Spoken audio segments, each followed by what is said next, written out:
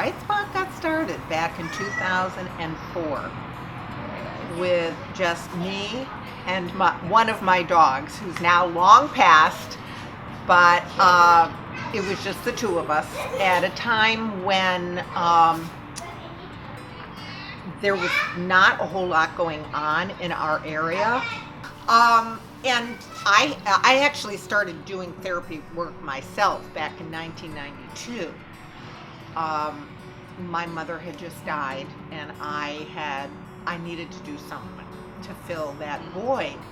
And I had a wonderful dog named Beatrice, and there had been very little going on with therapy dogs back in 1992. And I tried to get into a nursing home, and it was with great resistance. Really? That they finally let me in the door. And Beatrice started going every Friday, and for 9 years, every Friday, Beatrice would entertain the residents who became her friends throughout those 9 years. And she had made so many people happy, so many people that either had to give up their own beloved dog to go into the nursing home, or just were very lonely. Sometimes Beatrice was the only visitor they had during the week. And it just meant so much to those people that when Beatrice died, I was very upset because she was gone, but also upset because I knew this work had to be continued. And I knew I couldn't do it alone. And that's when I started Bright Spot Therapy Dogs, and that was in 2004, with the goal of involving more people to do this work, and also to open more doors in healthcare and also in education.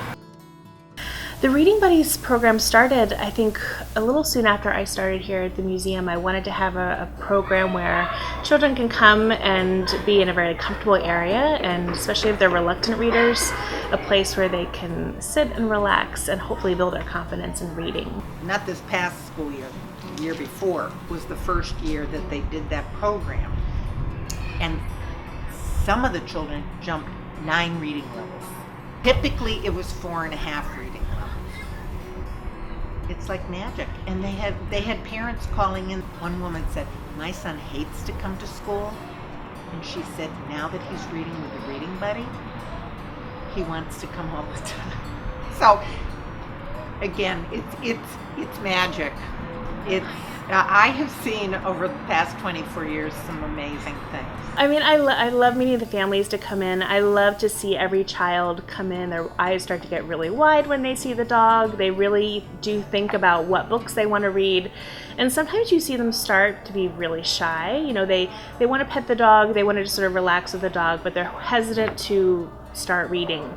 So that sort of takes a little bit of time. But then once they do, they really get into it, and you start to see how they've gone from being very maybe quiet readers to then being really strong read aloud readers, where they're changing the tone of their voice depending on the character that they're speaking for.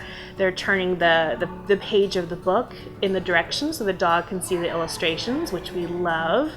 So it's wonderful to see that change over the course of either the 15 minutes that they're reading, or just with the time and coming back to us. I need a rest in there. Sit here. I think I'll sit right here. 3, 2, 1. Ha. We have a lot of locals and of course a lot of regulars, so it's wonderful to see them, summer to summer. But then we also have tourists who are coming and looking at our website, seeing that we have this program, and calling to block a time slot off. The parents love it. The parents love it. Basically, the general response from all of them is, I haven't been able to get my child to read at home, and now my child is reading.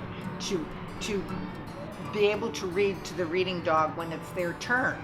And they sometimes read to their stuffed animals at home because they don't have a dog themselves.